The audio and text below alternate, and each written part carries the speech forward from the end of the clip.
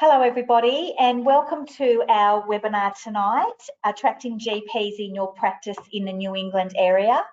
My name's Jenny Pearson and I'm the Education Officer for the New England and I sit in Armidale. Before I go any further, I'd like to acknowledge the traditional custodians of the land that we meet on tonight and pay respect to elders past, present and emerging. We have three presenters tonight. We have Jessica Fryatt-Tiggs. She's been consulting exclusively in general practice recruitment for the last 12 years and has her own business, Trust Medical Recruitment. We have James Wiggins. James is an employer brand consultant who works with organisations to apply the tools of customer value proposition, employer branding and engagement to achieve their organisational objectives. And we have Scott White, who's our communications manager with the PHN. As always, this is being recorded and will be up on our education library within the next 48 hours. So Jessica is presenting first tonight. So I will hand over to Jessica and I'm going to be sharing her slides. So just give me a moment.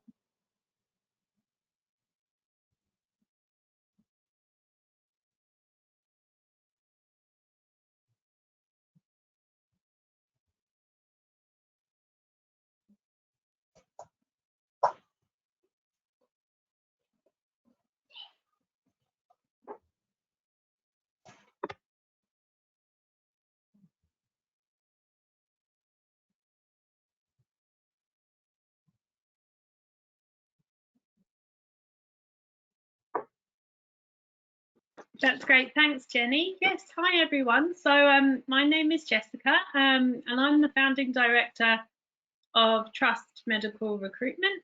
I've been, as Jenny said, recruiting general practitioner doctors for the last 12 years of my career. And previous to that, I used to be a business travel agent back in the UK.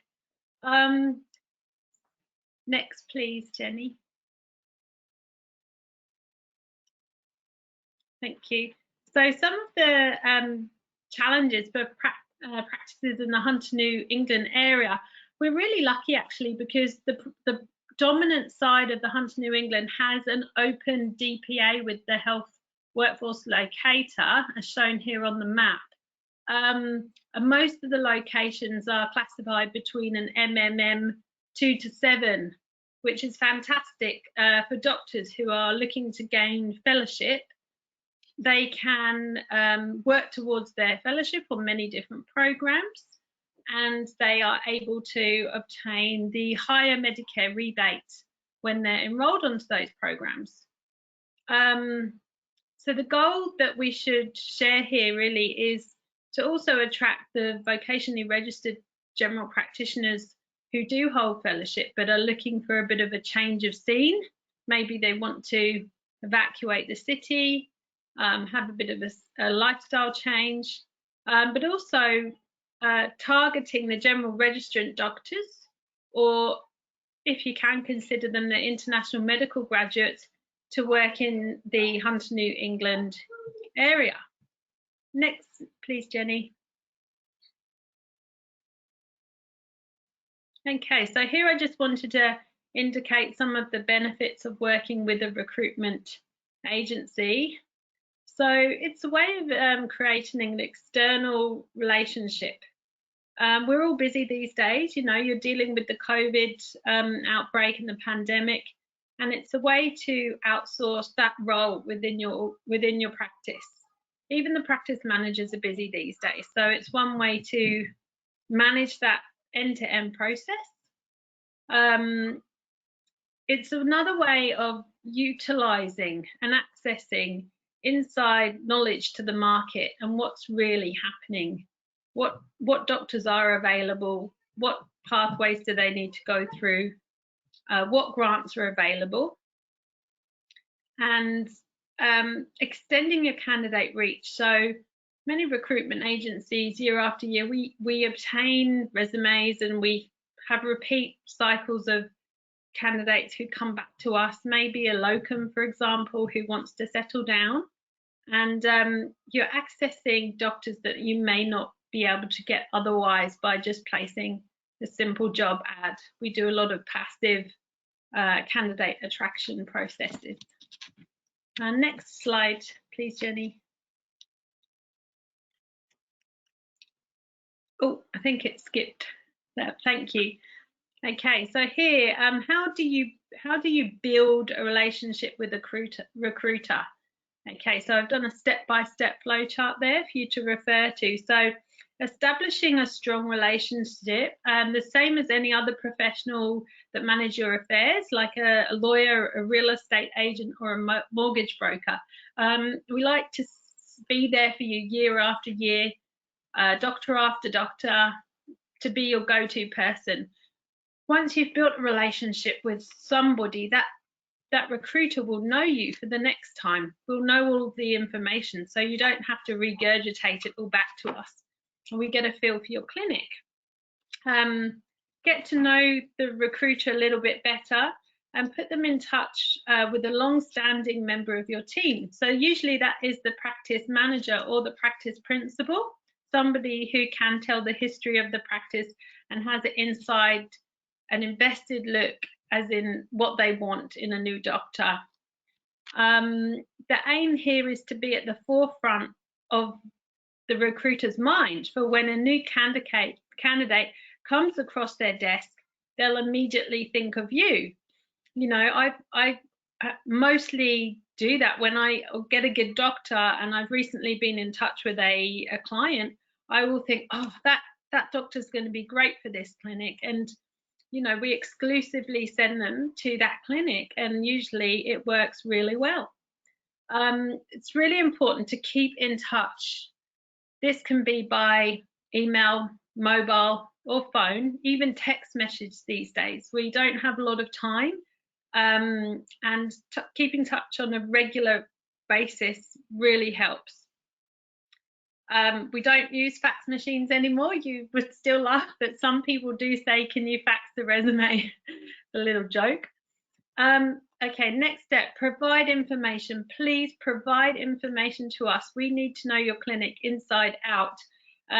We do provide the clinics with a template practice profile, which will give you some prompts on all the questions that we need to know, that we can use actually to advocate your practice and its unique points over to the doctor. But anything that you have on file, photos, patient information sheets, or a video that you may have created, really helps us. And we want you to go into the details. So that's going into the details about the job, the practice, the work environment, the remuneration figures, you know, giving the doctor a rough ballpark, because often these doctors are coming from a clinic where they know how much they've billed, or they're coming from a hospital where they've been on a fixed salary. So knowing what they're walking into financially, although the billings are up to them a lot of the time, is really reassuring for them. Also, the next step would be establishing terms of business. So every recruitment agent should provide you with terms of business at the point where they're giving you a CV, or if not before. You need to read and check through the terms of business to make sure you are happy with the agreement and sign off on those. If not, usually accepting the CV, the terms of business will also cover you for that, to make sure that you have accepted the doctor. Work together, final point, working together with a few select agents, and not every man and his dog, because other recruiters pick up on that and the lack of exclusivity. Exclusivity is really important to us. We want to feel like we're not wasting our time and that we are looking after you. We sincerely want to help. Next slide, please, Jenny. Okay, so here are the signs of a good recruitment agent to look for. First thing, knowledge on the market and the local area. Are they corporate or boutique, and what are their intentions? You know, for me, I've worked for both huge corporates who are looking for bottom line sales, and now I own a boutique medical recruitment agency, and my ways of executing the way I work are so much more different. You also need to look for their expertise. Do they know their stuff? Do they know about grants? Do they know about the rules and restrictions? Are they operating the end-to-end process? You know, you might be able to get a doctor through APRA, but will they be able to get a provider number? Are they making sure that they're enrolled onto a program? Are they providing follow-up after support? Time is a very important one. How much time have they been in the job? Sometimes recruitment, unfortunately, has a very quick turnover in staff. People come and leave, especially in corporate agencies. And having someone long-standing who really knows their stuff is invaluable. Another really humanitarian issue is how much do they listen and talk to you? It might sound like I'm rattling on now, but a lot of the time when I'm on the phone with the practices, I'm quiet because I'm listening and I'm taking notes. And some recruiters really do like to do all the talking, but we need to hear the information from you so that we can get a good job spec down. Another really important thing so that you know where you stand is following up and getting back to you. So if there was a doctor, what happened to that doctor? Are we taking it to the next stage, or has someone else got that doctor? How are they going with their paperwork? Everyone really needs to know where they stand so we can progress to the next candidate if it's fallen through. Always considering, are they always considering your clinic? Like I said before, you know, if a hot candidate, a hot doctor comes across our desk and we've been in recent communication or we've built that bond with you, you're going to be at the top of our thoughts, and we need to know that you're actively looking.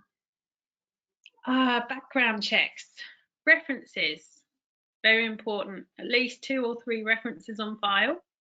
APRA registration, checks, past patient reviews. That's what we do as standard. Next slide, please, Jenny.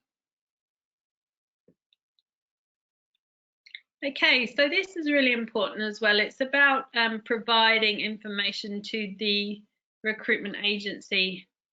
So we really need you to go into details about the job, practice, and the work environment, and sometimes the figures. It's really good to talk about where is the practice, the location, the patient access, transport. What is nice for them to do in the area, even on their lunch break? And what would doctors do who are living close by? What do they enjoy? You know, what activities, what school do their children go to? Where is a good place to live or purchase a property? Even things like investments all interest doctors moving to a new location. Details such as what the consult rooms are like. Are they modern? Is there a window with natural light? You know, we all need that sunlight coming through. What's the staff dynamic like? Touching on the structure of the practice as well. So is it corporate? Is it a family practice, a doctor-owned practice, or a solo practice? This could be important for a GP who's come from a corporate practice, for example, and found the environment quite restrictive and wanted to work in an autonomous environment. So therefore, they would like to move to a family practice or even a doctor-owned practice so they can work in unison or make some more decisions or even contribute further. How many doctors will the new GP be working with? And what's the breakdown there? How many female doctors, how many males, and what full and part-time equivalents will they be working? Sometimes that's important because they want to suss out the demographical split and what who's on at certain times of the day. For example, female doctors like to work with other females, and some like to be one of two other female doctors. It really all depends. The staff, wow, the staff who all support us, aren't they the best? So talk about the nurses and the reception staff, how long they've been there, what you guys all do to celebrate milestones or Christmas parties, for example. So touching on that team dynamic, the social fun side of life, inclusion, unique selling points, and what makes your practice stand out from the crowd. I can't really emphasize how important that one is. That's so key. You know, unfortunately, we could be a street away from another practice, and we need to make ourselves stand out. Even if you are a solo doctor and you're operating quite small, we need to make sure that that's a unique selling point for someone who could fit into that working environment. Likewise, if you have a multidisciplinary team, that's another asset. So let's really pull those unique selling points out and put them at the front. Next slide, please, Jenny. Okay, so here we've got extra information that the candidates want to know. Sometimes this goes a little bit underlooked. So flexibility of hours. Yeah, this is a big one for female doctors who, have children, and also for families, for male doctors who want to be actively involved in their children's lives and sports and activities. So letting the doctors know what shifts are available, what weekend shifts, are they essential to be worked? Are they on a shared roster? What's the ratio of on-call? And likewise, if they want to pick up extra work, can they get involved in aged care or home visits? What's the capacity for them to work to the maximum if they wanted it? And what's the capacity for them to have flexibility? Billing type, that's a huge one. Is it bulk billing, private, or mixed billing? And what is the ratio of the private and bulk billing? Staff and all the nurses, that's a really important one too. As I touched on before, knowing who you're all working with and what their roles are. I would say a site visit is very important, a bit difficult at the moment due to COVID. So virtual tours or video tours are very helpful. And I think James is going to touch on how that can be facilitated, but it gives the doctor a real feel for what you're offering and the environment. The principal doctors, who are they? What's the history there? How long have they been working at the practice, and even do they want to slow down? Retirement does open up opportunities to young and enthusiastic GPs who are looking to take the next level in their career, and this should be opened up once you trust the doctor, or even if you are planning for that at the first few stages of communicating with them, so that they know what potential the practice holds and what career steps that doctor could take. Training and education, okay, so really important, especially in the international medical graduate realm. Registrar training, taking turns to present clinical case topics is quite important. There's many practices out there who on a weekly basis rotate doctors who are doing a presentation on a new clinical issue, so that all the other doctors out there learn as well. And I'm sure you probably do that too, but having visiting specialists in, for example, can really enhance the learning of other doctors. Thank you. Next slide, please, Jenny. Okay, so this is recruiter contracts. So just a few things to consider here. corporate versus boutique agencies. You've got here flexible payment options. Sometimes with corporate agencies, they're quite rigid with their terms of business. And for example, with us at the moment, we've experienced that COVID has set quite a lot of people back.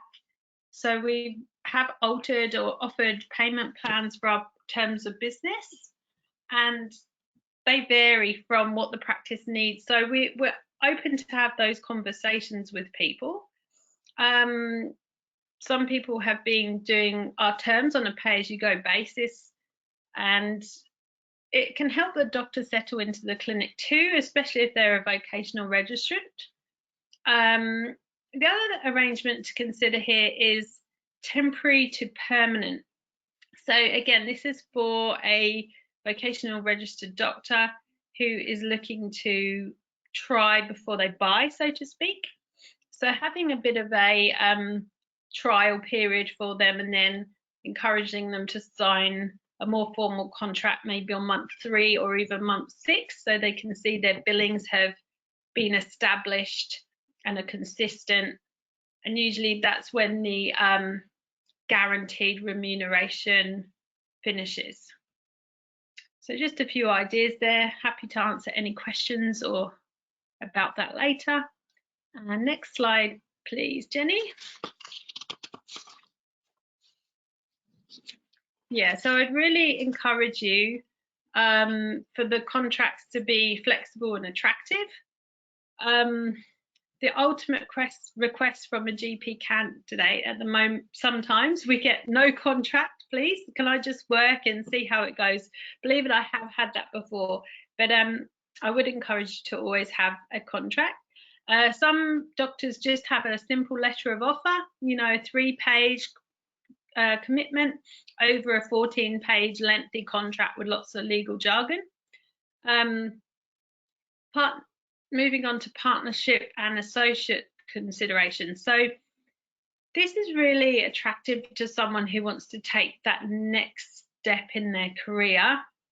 Maybe if you've got doctors who are retiring and want to tie things up, or even sell the practice, hiring someone who's got the potential to excel and take over as a principal could be considered. And doctors who have had fellowship for quite a few years who want to give that next level input, but making them an associate.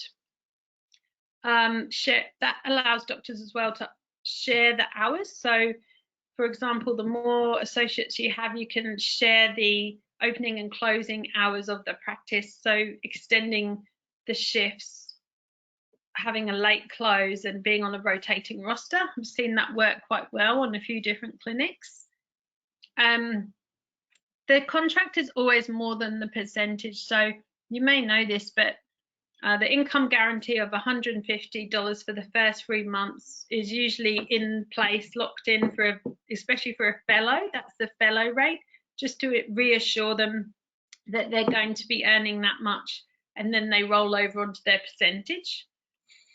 To give a rough ballpark on remuneration is very important. Again, so they know what to expect and they can plan their life if they're relocating from another location. A lot of that does fall down to the doctor, most practices tell me, but just to give some examples from what other doctors at the similar level are doing is very helpful. Fostering educators. So hiring doctors who are very interested in educating and training others is vital at this point. We really need enthusiastic doctors to train the next upcoming level. And if you can find someone like that and even offer to pay them an incentive on their percentage to attract more junior doctors or international medical graduates, that could also be a great plan for the business. Sorry, I'm going to have to take marketing individuals on their subspecialities. So when you're doing your practice brochure, Dr. Jones loves women's health, aesthetic medicine. You know, what are those selling points of your GPs? What do they enjoy? Individually market those to your patients, pull them out and shine them. That really helps. Next slide there, please, Jenny. Okay, so this is a really interesting, I hope, subject for people wanting to employ an international medical graduate.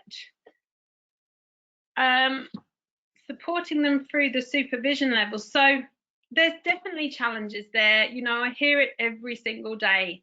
And to be honest, probably 60% of the doctors that we place here at Trust Medical are international medical graduates, because we're working with the availability of the current market.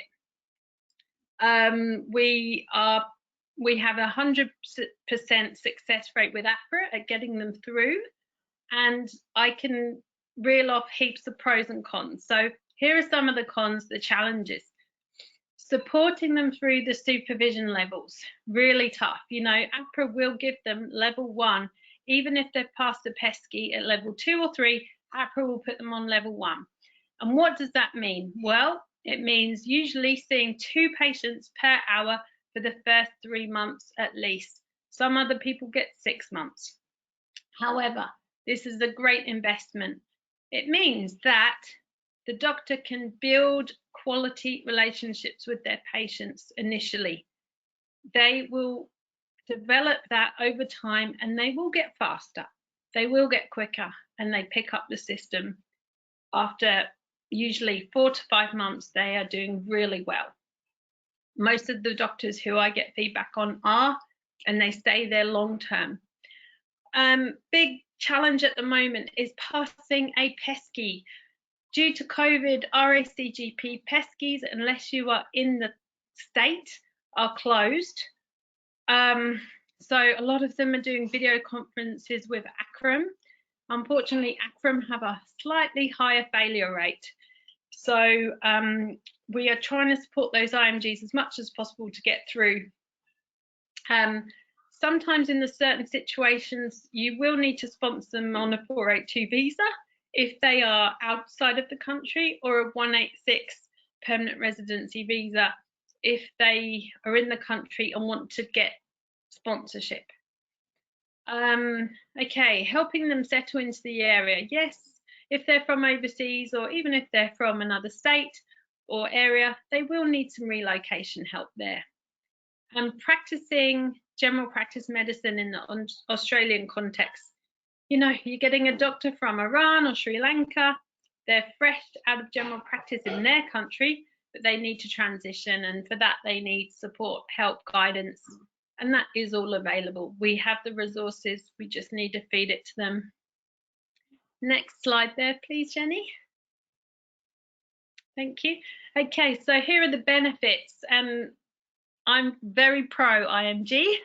Benefits, they can gain a higher Medicare rebate now through the training programs. And in the Hunter New England network, it's available. DPA, MMM 2 to 7, they can get the VR rates on the PEP, on the MD-RAP, on the RVTS, on the ACRM PP, they can get them.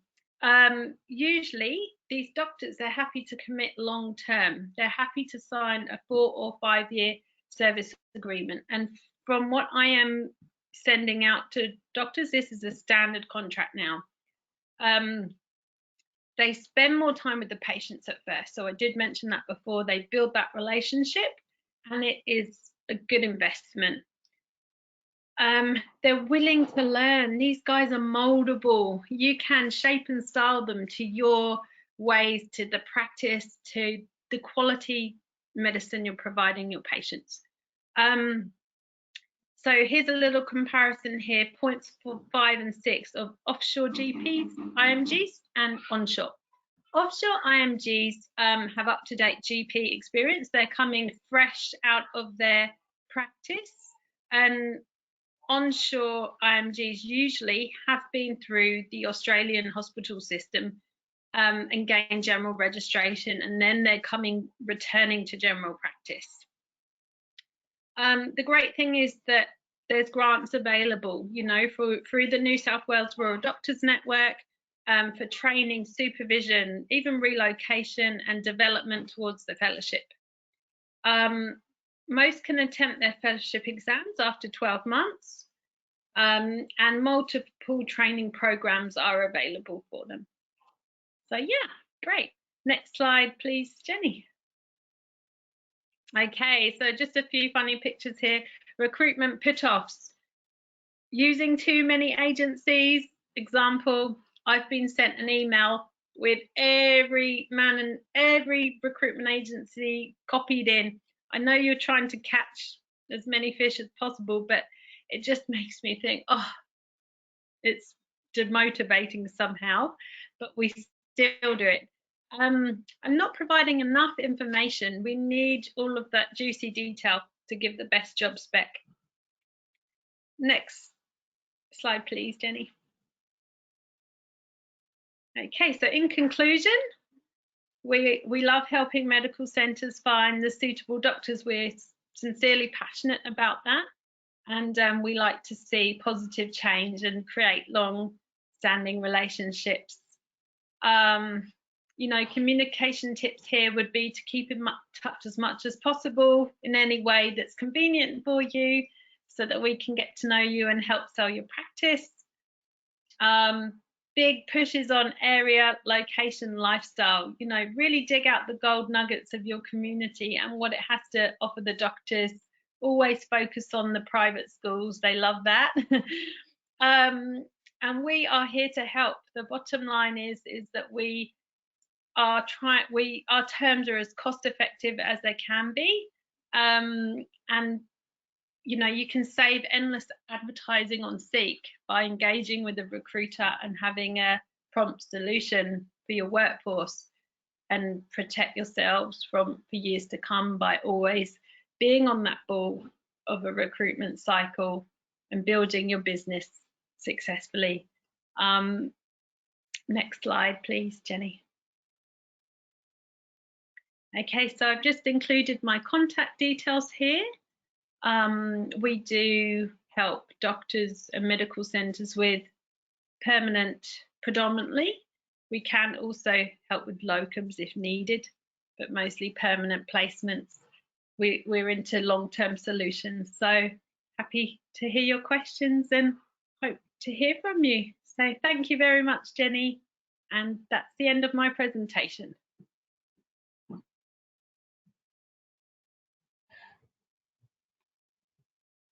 Thanks very much, Jessica. We don't have a huge number of people on tonight, so if you did want to ask a question, you could just raise your hand and unmute your mic and ask a question. That would be fine. We haven't got anything at the moment, so we might go to our next presenter, who is James. So let me just do a few things here. I'm just going to make you the presenter, James.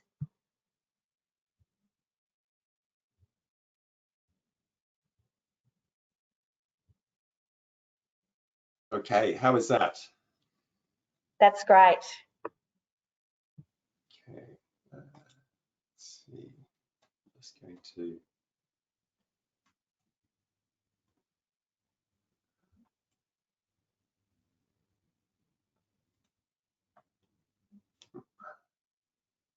I've just lost my my presentation, so I'm just seeing if I can.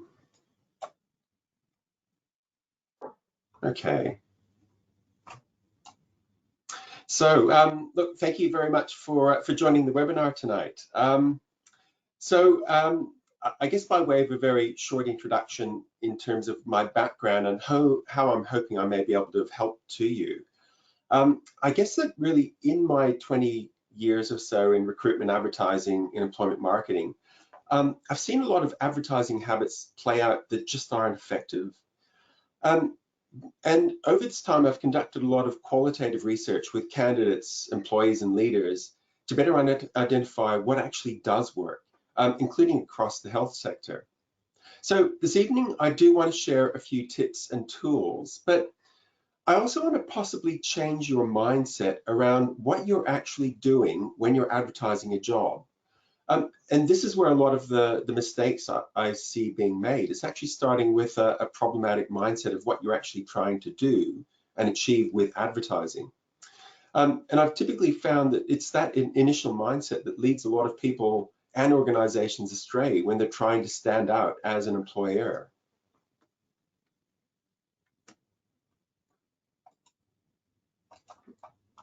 So I guess the first mindset change is moving from a process of making candidates prove they're good enough to a process of selling how good you are.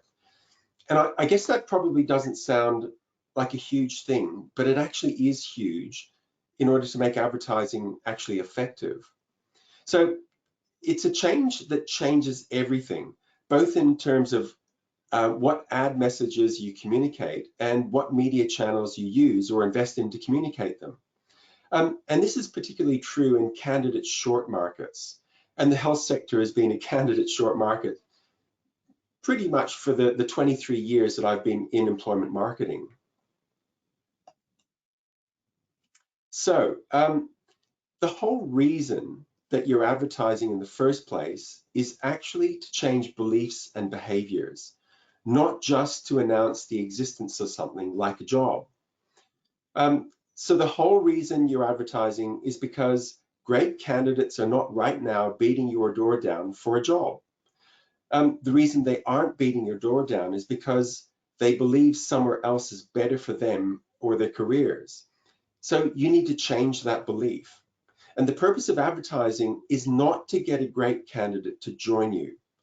The purpose of advertising is to change the beliefs of ideal candidates enough for them to want to find out more and to contact you, where that human interaction and the discussions can then be the decider. So what I want to focus on this evening is to think about and maybe even change your perceptions, your idea about what you're actually doing when you're advertising. I want to look at writing ads. And you may say, well, we don't really write ads that many times a year. But even if you only write one ad a year, you want to make sure that that ad is effective and it works for you. I want to look at websites and web content because in our social world, our social media world, they're becoming essential. And what you put on those websites is really important. I want to look at video. It's not as expensive as it has been. And again, it's really powerful. I also want to look at social media. Otherwise, I think a good way to look at it is it's free advertising for you. It does require some effort, but it's incredibly powerful, incredibly effective. And I guess what I want to wrap up by looking at reinforcing, what it is you're actually doing when you're advertising, because the employment experience that you provide, if you provide a great employment experience, the chances of turnover are a lot less. So recruitment typically starts as a retention problem. So I just want to finish up very, very quickly with those. So let's start with looking at what you're doing when you're advertising. One of the ideas that I'd like you to think about is that when you're advertising a job, you're actually advertising an experience, not a thing. So when people buy experiences, it's a much more complex decision-making process than when they're buying a simple object. So that means that well before you begin, for example, writing a job ad or doing any of those other things that I've just mentioned, there is a bit of preparation you really should do first. It means that you should be prepared for a range of conversations about that complex range of things that are important to a candidate in making a job decision.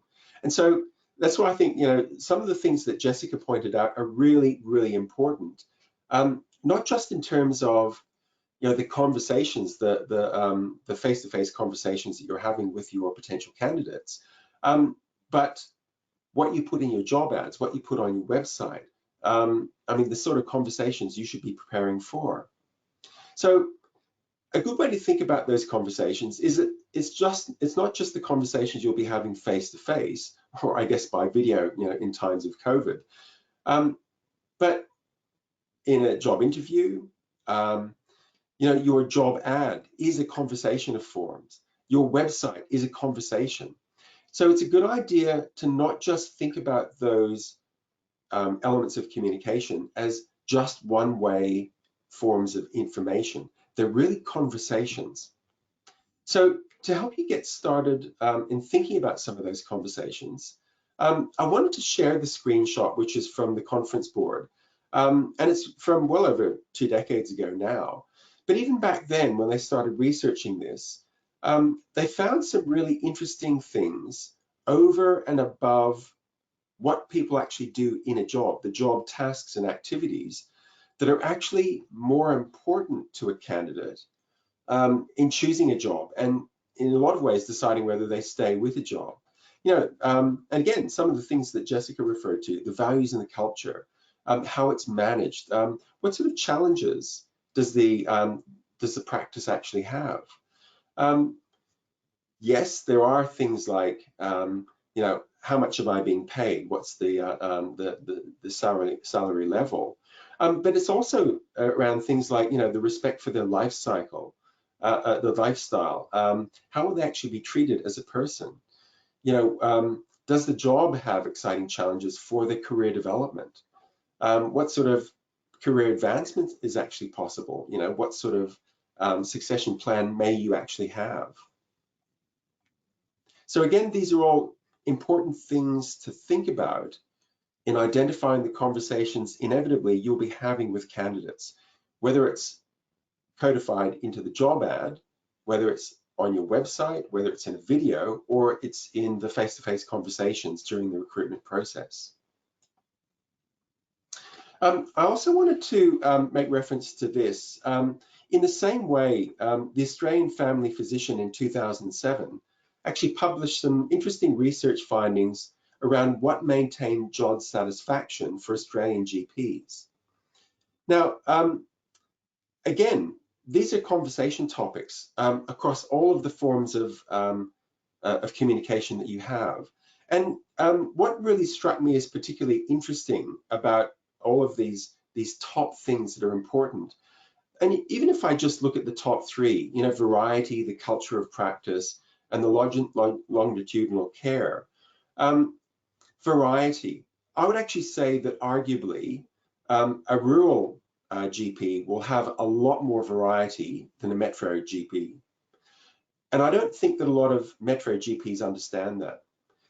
So actually having a conversation, thinking about how your practice is different to a metropolitan GP may be just the sort of conversation that a metro GP needs to hear about in order to go, wow, I'm actually getting a bit bored with what I'm doing day after day. So maybe I do need something with a bit more variety. The culture of practice. Again, who people work with is really important. So in that sort of conversation, talking about things that are important to you, not just as a practice manager or as a GP, but as a person, to give them a bit of an idea of who you are as a person, to give them a better idea of whether they feel that they would actually like to work alongside you. The third thing, longitudinal care. Actually getting to know the patients, the families. Now, arguably, I would actually say in a rural setting, there's probably a lot more opportunity for rural GPs to actually do that in smaller communities where you're actually a more important part of the community than you may be as a metropolitan GP. So again, some things to think about to prepare conversations for, regardless of whether it's in the job ad, it's on your website, it's in a video, or it's in a face-to-face conversation.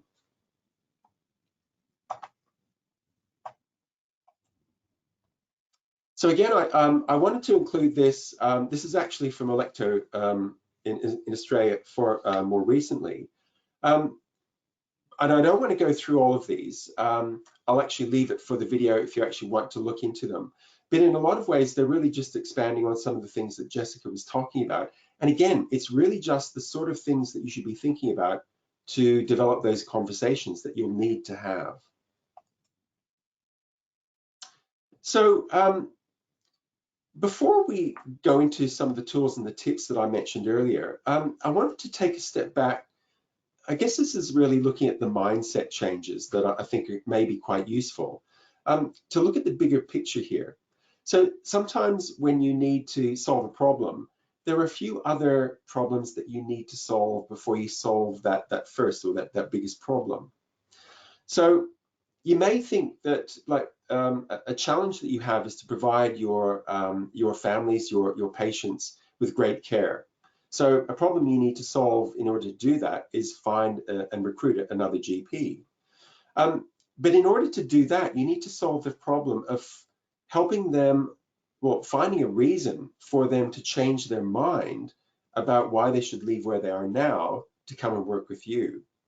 And a related challenge is finding out or working out how to communicate that reason so it's compelling. Now, I found this simple matrix a useful reminder, even for me, on the sort of problems that I need to identify and solve in order to solve those bigger problems. And you can think of your GP candidates in two useful ways. You know, how relevant and top of mind are you, or working as a rural GP, are you or not?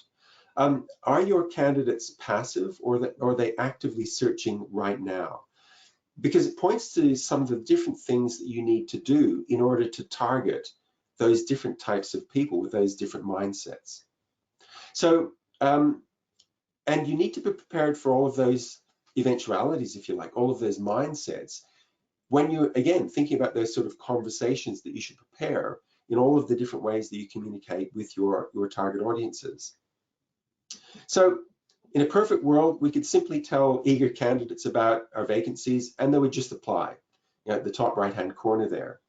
But ultimately, the majority of ideal future GPs for your practice are not currently actively looking for a new job. So if that's the case, you need to make them want to leave where they are. The majority will probably not be thinking about moving to rural New South Wales. So you need to get that idea onto their radar. And there may well be a lot of misconceptions that metropolitan GPs have that are getting in the way of them even thinking about that. You may have, many of those GPs may have ideas about working outside of cities that just stop them even considering it. So you need to change that problematic belief. So for your ideal candidate, both now and into the medium-term future, your employment marketing needs to achieve a few different objectives at once. So I want to step into writing ads here and just showing a couple of examples. So here are two ads that I recently found on Seek. The ad on the left is a fairly typical ad, but it's problematic because it's not really telling a GP anything new. There's nothing a GP candidate probably doesn't already know about. And it's focusing on what you need to bring or do as a candidate rather than what's in it for the candidate. And here's where I wanted to remind you, you know, the world has changed in terms of not advertising to get a candidate to jump through hoops to prove that they're good enough to work in your practice. I mean, you want to know that, but when you're communicating, when you're advertising, that's not the tone that you really want to set. Really what you want to point out what's in it for the candidate. At the end of the day, if you don't like the candidate, you don't have to hire them. But you really want a candidate to go through an experience of thinking, you know, I really would love to work for your practice. And if all of your candidates, you know, assuming you actually get a few who want to work with you, it gives you that opportunity to pick and choose rather than feeling you have to go with somebody that you're only half happy with. So while your candidates may be smart enough to connect information about a practice with what they're looking for, don't forget that they'll actually be looking at lots of ads.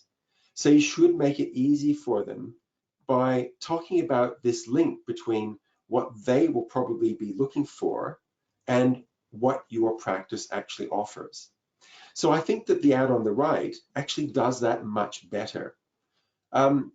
You know, just look at the heading: general practitioner, fully private billing, affluent eastern suburb. Okay, so that may not be your practice, but this is just one example of how a particular practice has actually done this to try and stand out and make it a bit easier for them to target a particular GP who's looking for that type of practice. You know, join a beautifully fully private practice, private billing practice. You know, genuine family practice, well established in the area for over 10 years, large patient following. You know, work on a full or part-time basis. You know, practice has been deliberately purpose-built in terms of its physical environment, and it's medium in size. It's light, it's spacious, it's well equipped. So all of these things are actually really cutting to the chase of the sort of things that a GP will want to know about, rather than a task description or a position description that so many job ads actually are. And so many of the ads for that reason just don't stand out. So when you are writing ads, I think it's important that you think about some of these elements in planning when you're thinking about what is it that I can communicate in my job ad. So I think that it really goes down to, again, focusing on that different sort of approach in job advertising, because the environment has changed. Like, candidates are job consumers. And so now we're really in the role of job selling. So you have to influence that employment preference. And really, copywriting is that sort of process of influencing candidates and what they would prefer by introducing new information or new knowledge to them, tackling misconceptions or gaps in the knowledge that they may have. So copywriting in general is really having a positive message, conveying that positive message in simple language, and actually even targeting a specific audience that is more likely to want what your practice is offering. So start off by identifying what you think is relevant and important to your GP target audience. What sort of candidate backgrounds might I need to be aware of that may help me identify what's actually important to that target? How do my targets actually process information? So whether it's on your website or in a job ad, there's only so much you can talk about. So you really need to prioritize just a few pieces of information so you can focus more effectively on communicating simply. And again, here's what I was talking about earlier. What of value can I offer my target audiences? Don't talk about everything, but selectively focus on just a few things that I know will be of value to them. How can I turn that value into a benefit? And you know, how can I actually do that in order to change their behavior?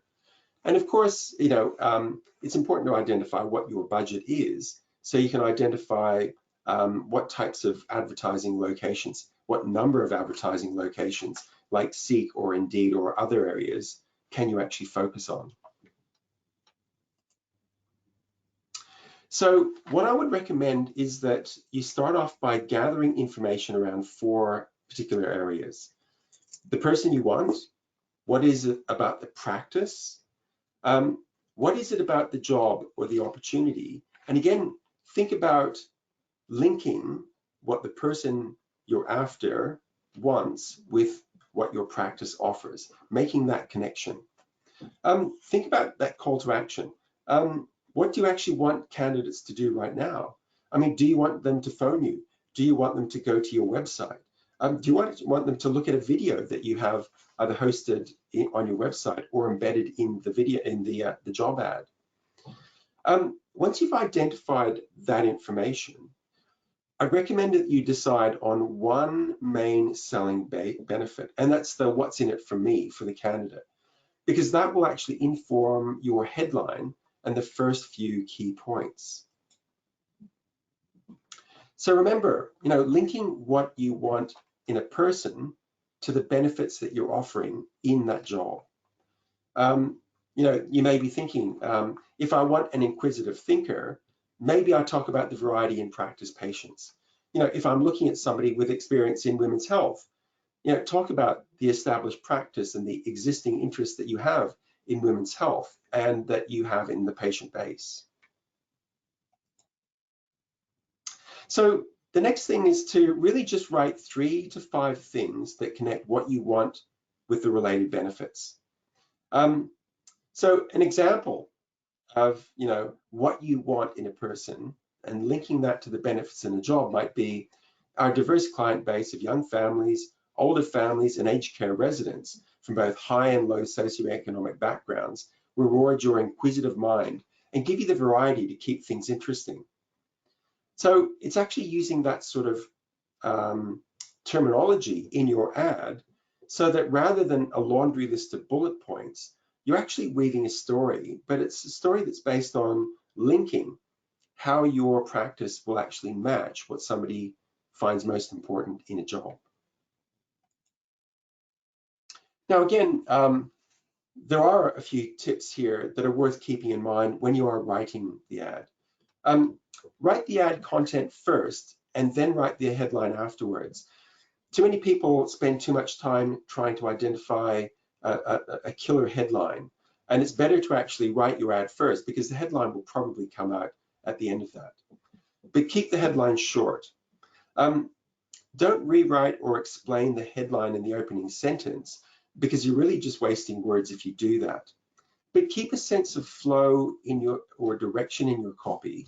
And as I mentioned before, avoid bullet points in the copy. Actually tell a story and use short paragraphs, short sentences that actually use informal grammar, like using we and you rather than the applicant, so that it's warmer, it's more informal, more personal. Always read your copy out aloud before posting. In a way, you want your copy to feel like it's a conversation, as I mentioned before, not a formal document. Avoid repetition, and certainly write the ads as if you're writing it for one person, not every GP out there in New South Wales. I think it's always useful to kind of rely on this idea. No one was ever bored into buying something, including a job. So use interesting words. And if you're in doubt that something that you've written in a job ad will be interesting, engaging, informative, influencing, take it out and keep it simple and focused. Why do ads typically fail? A lack of visual originality or creativity. Now, you may be thinking, well, what can I do about that? The reality is that job ads on the online job boards actually allow you to insert images. So many ads don't do that, and so it's more difficult for them to stand out. Uninspiring headlines, again, as I referred to earlier. And especially when there's nothing new for the candidate, just that explanation of the job title. Again, if the copywriting, the copy is stale or cliched, or if it's patronizing. And if it's written for you rather than the audience. So again, remember, you're having a conversation with somebody else. So bear that in mind when you're writing. So I wanted to just quickly talk about your headlines and your introductory paragraphs.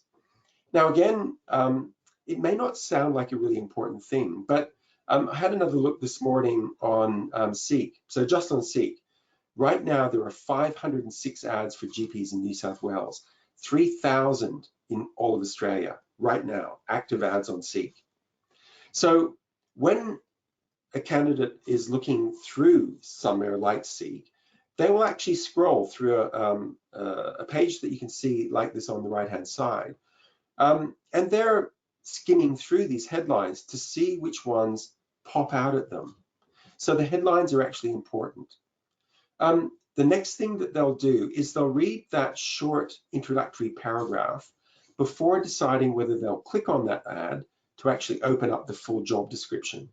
So the headline and that very first paragraph are really important, because if it's bland, if it's uninviting, if it's not actually speaking directly to something that your GP candidates are looking for, they won't even open your job ad. So be careful of that. So assuming that you do have a great headline and an introductory paragraph, this is what I was meaning about the difference, just the tone, the personality, the feeling the person gets. For example, looking at the ad on the left versus the ad on the right. And again, an example of that long laundry list of bullet points. It's really uninviting to actually look at that. It's better to actually have less content, and even better if it's actually just copy telling a story rather than bullet points. Okay, so now I want to move on to into websites. So this is actually an example from the Central Coast. So from a recruitment perspective, websites are important because they're a more user-friendly environment to digest more detailed information about you and your practice than in a job ad. So your job ad really is just to get your candidates interested and probably immediately sending them to your website as that important next step. So you can see here, and most practice websites actually have this, meet the team. Now, quite often a lot of practices use this for new patients, but it's just as important for potential employees. Talking about you and your background and what's interesting and important to you. Talking about the sort of environment that you've actually created in your practice, and what's in it for a particular type of GP when you're introducing yourself. Okay, so I also wanted to introduce video. I think that when you recognize that your website is what I would call a media-rich environment, there are not just words, there are images, and there's also the potential for video. And so when you're talking about making that connection with a candidate, even before you've spoken to them, things like videos can be a really good, engaging, authentic way of introducing yourself and who you are, what you stand for, what sort of practice you have through things like video. So Jenny, I was wondering if you could actually play that first video, just so I can get a bit of an idea of what that actually looks and feels like.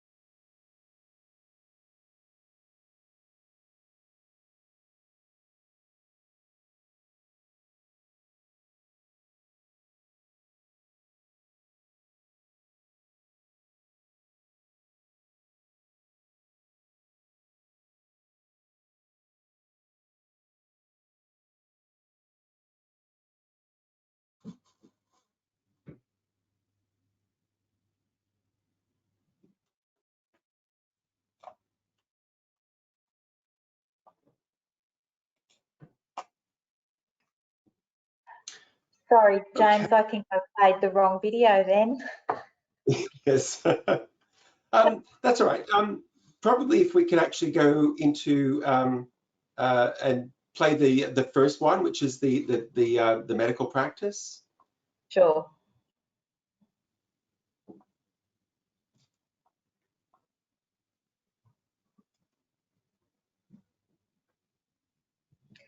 The Arise MD mission. Yes.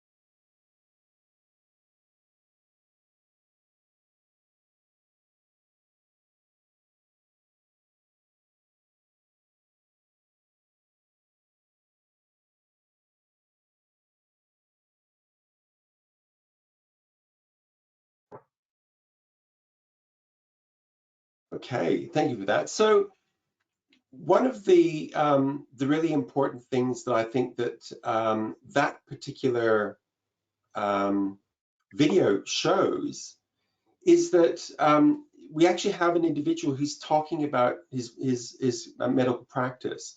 He's talking a little bit about, you know, why he started it, what's important to him. And so while that video is actually aimed at, you know, future patients, it's just the sort of thing that's also quite relevant for potential candidates, potential GPs that may want to work in that sort of environment in an organization with those sorts of priorities.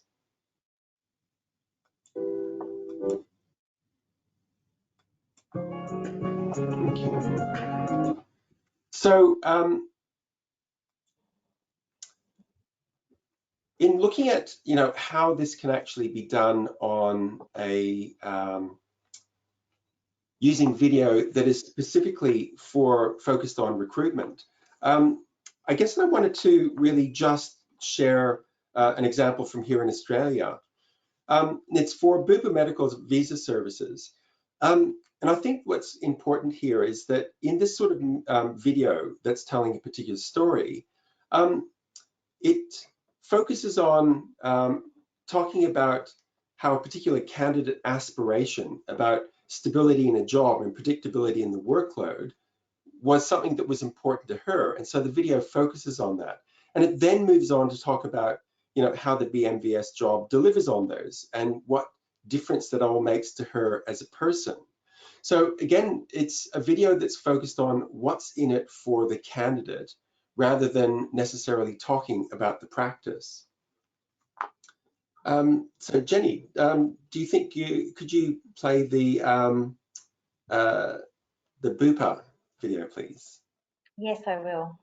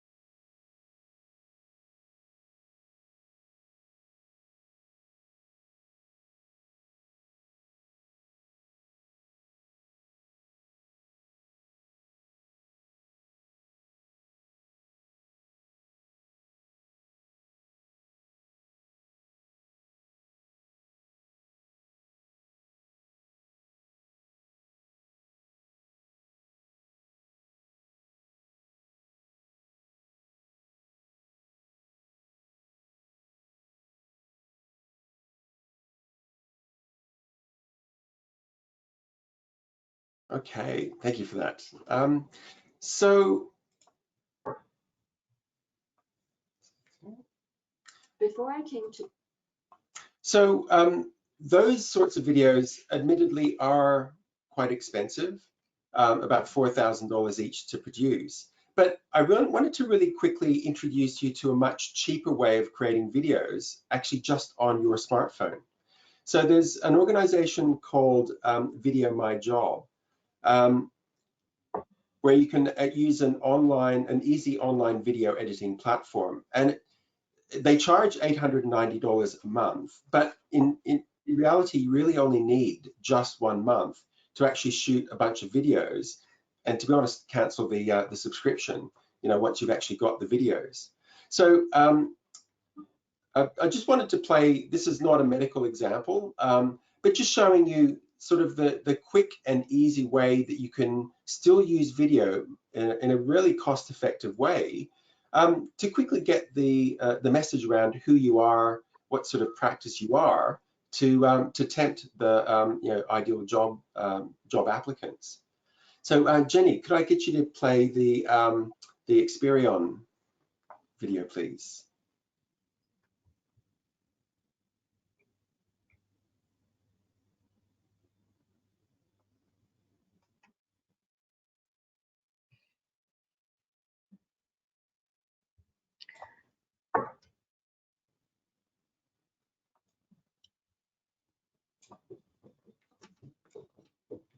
Oh, that's not the right one.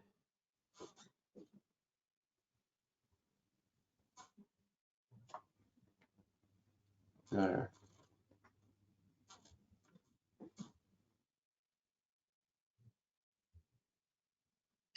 Sorry, I'm just trying to find it. Might be this one, isn't it?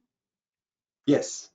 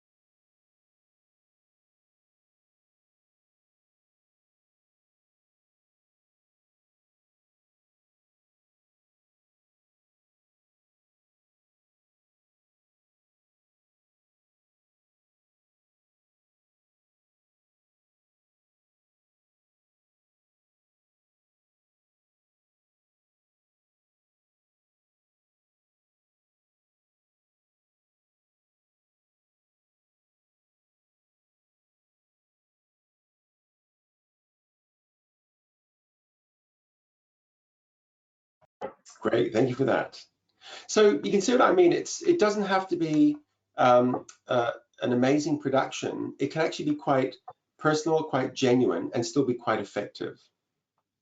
Okay, so I'm going to move on to social media. Now, as I mentioned earlier, one of the interesting things about social media is that it's effectively free advertising. So again, I wanted to go back to you know, your family doctors at Erinar, really because they're just showing a couple of examples where they're really just talking about some of the elements around, if you like, a day in the life of what's actually happening at the practice. Now, when a candidate is actually looking at your practice, if they can actually find you on social media, they will actually look at some of your posts to get a bit of idea of the personality, not just of their potential future workmates, but the personality of the practice. So this does take some effort to actually develop that sort of content. But again, it's actually quite valuable. It's quite powerful to make you stand out as a future place to work. And here, I've actually taken a couple of screenshots from the social posts, in this case on LinkedIn, from a medical practitioner in the United States. So it's actually an interesting collection where we can see how it's a mix of talking about personal information, you know, things about them as an individual, but also things about the organization that they actually work for. So it's that interesting balance of work and personal related content.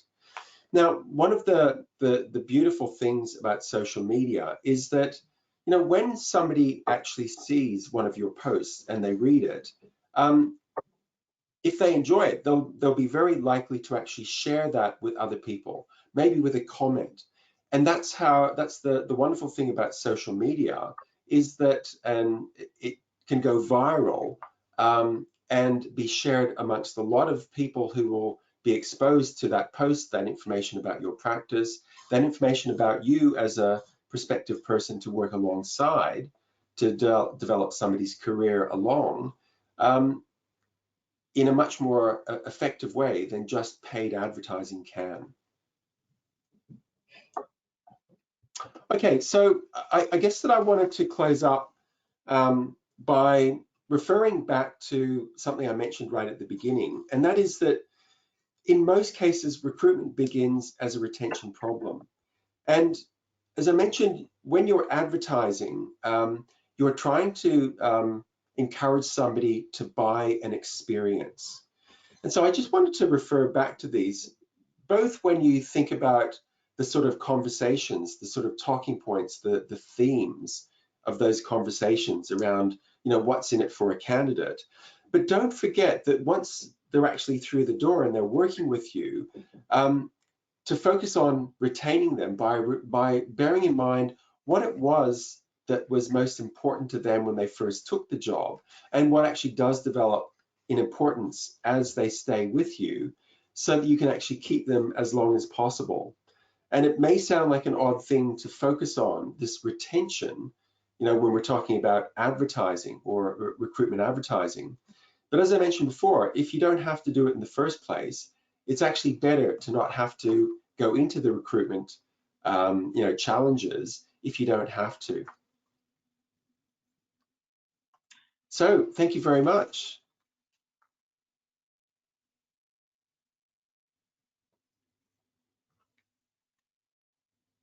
Thanks very much, James. That was a very interesting presentation. Our next presenter, which this only goes for a minute, I think, is Scott White, from our communications team. And he is just going to show my screen. Hopefully, is that right? Can you show my screen, hopefully? That's coming Scott, up. if I can just get you to click on that display settings arrow. One sec. Oh, hang on. Yep, hang on a second. Which says what percent of view, and is that the one? Yep, that's it. Okay. Is that I'm on screen, am I? Yes, you are. Excellent. All right. Yeah, I'll only take like 2 minutes and stuff. So I just really wanted to basically let people know that the PHN actually has a jobs portal that people can actually use themselves. And just going, I suppose, following on from what Jessica and James was just saying, and taking on board their advice about how to write an ad and some of those tips, I thought I'd share some of my thoughts back to when I did my marketing degree 20 odd years ago. But I still, these 2 quotes that I suppose that really stick with me. And the first one was early to bed, early to rise, advertise, advertise, and advertise. And by Ray Kroc, who was the founder of McDonald's. And the other one that I thought was really interesting was, I always liked, was half the money I spend on advertising is wasting. The trouble is I don't know which half, which I think sort of is one of the problems with advertising. We do a lot and we don't, it's always difficult to exactly work out what's the final thing that actually got somebody to actually take that action, I suppose, which is what James was talking about, which is what you're trying to do with your advertising. When you're putting your job description together, how do you actually get people to take action? And it may be, there's a number of different times you can advertise. And I suppose that's where the first quote really comes in terms of advertising. And I suppose what I would say is that you can perhaps, while I certainly wouldn't want to take business away from Jessica, and I certainly think she certainly tonight, showed the benefits of using a professional recruiter if that's what you're looking to try and get. We also think what these quotes tell us about is that there is additional advertising you can do, and the PHN actually has a site that you can use which is free of charge, won't cost you anything, and you can post your ads on it. So what I've actually up there is just giving you some information about creating your account. But in the sidebar, you'll see that Jenny's actually put as part of the resources in the handouts is actually the information that's on this slide, which actually tells you about how to actually create an account with us, and actually then you can start posting jobs. What I would say is go on and have a look at the number of jobs that are actually being advertised there, and I think you'll actually see well demonstrated some of those tips that James has perhaps been talking about, where people perhaps haven't actually used the full benefits of actually developing an ad based on what they're actually looking for. So some of them are very much what James has said, is that they're looking at what's in it for their organisation rather than that, are we good enough to actually recruit people to our organisation? So I think keeping some of that stuff that James has said tonight, and also some of that Jessica information that Jessica provided, in putting together information. And on our website there, you can actually include a lot of information there. So you can put pictures. I think one of the things Jessica said there was you can actually show what's available at your practice. So what your reception room's like, what your treatment room's like, what the practice actually looks like, so people can have a bit of an idea.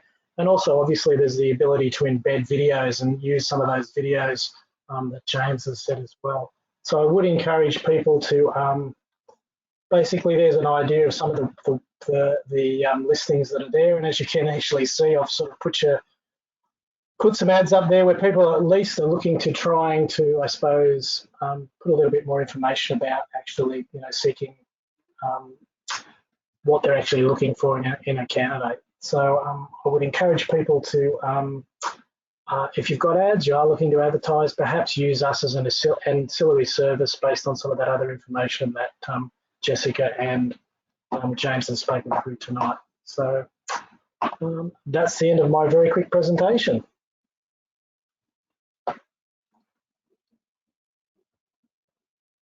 Back to you.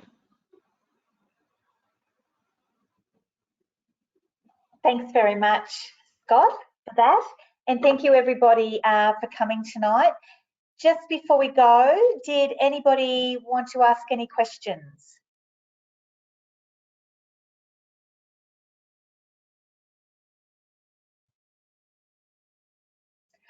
And just a reminder that there will be an evaluation will pop up as soon as the webinar is over, and we would love it if you could quickly fill it in. It will only take you 20 seconds, and that we will have a copy of this webinar and the presentations in our education library on the website. Oh, we've had a question come in, so that's exciting. Oh, it wasn't a question, it was just a comment saying that was fantastic, thank you. And thank you very much, Mayel, for attending. It's lovely to see one of our frequent flyers here. All right, well, thanks everybody, and I'm sure I will see you next week. And have a good night and keep safe.